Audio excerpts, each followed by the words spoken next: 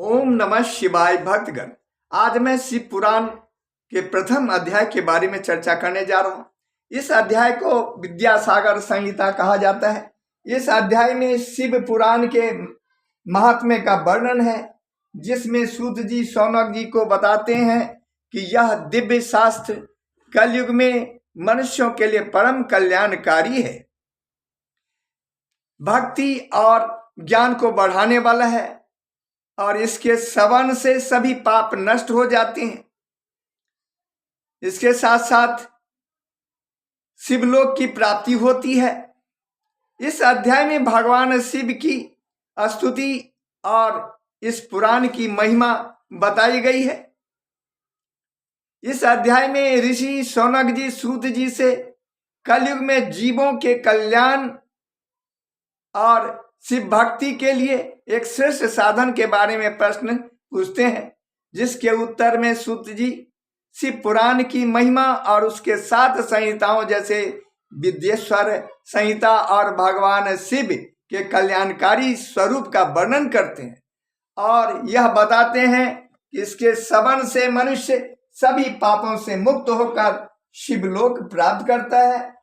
इस अध्याय में शौनक जी सूत जी से ये भी पूछते हैं कि कलयुग में आसुरी स्वभाव वाले जीवों को शुद्ध करने और उन्हें शिव प्राप्ति कराने का सबसे उत्तम पवित्र कल्याणकारी साधन क्या है, जिससे काम क्रोध जैसे विकारों का नाश हो और विवेक बढ़े। इस पर सूत जी शौनक जी से कहते हैं कि आप धन्य हैं, क्योंकि आपको इस विषय में जानने की इच्छा है, और कहते हैं कि यह एक दिव्य अमृत के समान शास्त्र है, जिसे स्वयं भगवान शिव ने कहा था, जो परम सिद्धांतों से युक्त है और शिव को प्रसन्न करता है। यह पुराण कुल 24,000 श्लोक और 7 संहिताओं वाला है। कलयुग में मनुष्यों के हित के लिए परम साधन है, जो धर्म अर्थ काम और मोक्ष प्रदान करता है। उसके श्रवण से मनुष्य सभी पापों से मुक्त होकर अंत में शिवलोक प्राप्त करता है। इस अध्याय के प्रमुख श्लोक एक है, जो इस प्रकार से है। ओम नमो भवाय च सर्वाय रुद्राय वरदाय च पशुनाम पतये नित्यम उग्राय च कपर्दिने।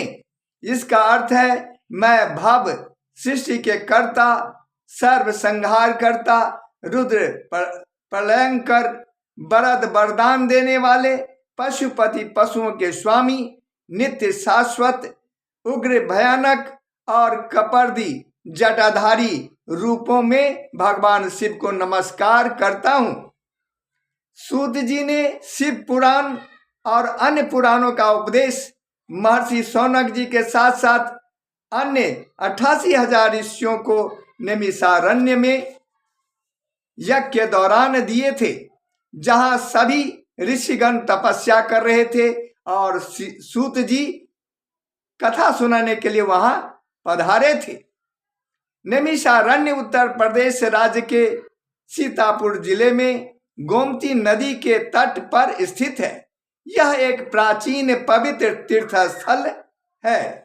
तो भक्तगण, ये थी शिव पुराण के प्रथम अध्याय के बारे में जानकारी।